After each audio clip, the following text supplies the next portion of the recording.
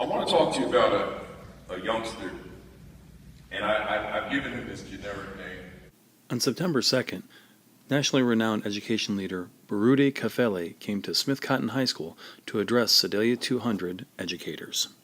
He was born into poverty. Home life was a challenge. Neighborhood life was a challenge. Jalil came on to school in kindergarten, and immediately there were issues relative to behavior. There were issues relative to motivation. And Jalil gets to grade 7, and Jalil's got a reputation. Each of the schools he's attended, teachers know, administrators know, behavior is undesirable. Academic performance is subpar, it's poor. But then, somewhere in the start of grade 7, of all the teachers that Jalil has, there's this one. Let's call this one an English teacher.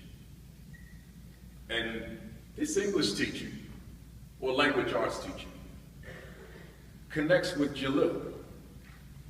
This language arts teacher says to Jalil that you are somebody. You are extraordinary. You are special. And Jalil hears this over and over. He still gets into trouble from time to time.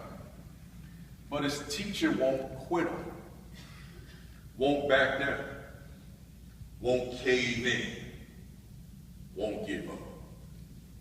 She's still there, or he's still there, in Jalil's corner. And the next thing you know, a light bulb turns on for Jalil. Because for the first time, and perhaps the only time within his period of 24 hours within a day, he's hearing that he's somebody. Because you've got some Jalils in your district, folks, who do not realize that they're special. Trust me. Principal Kafele also discussed increased opportunities for student success when teachers create the right climate and culture in their classrooms. See, when they perceive that we care, then we care. But in speaking with so many small groups of kids across the country, Principal Kafele, teachers don't care.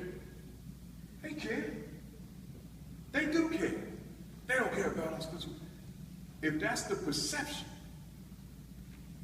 that a kid has about a certain teacher, because I don't want to paint with a broad brush, then that teacher has to be able to fix that, because that's a problem.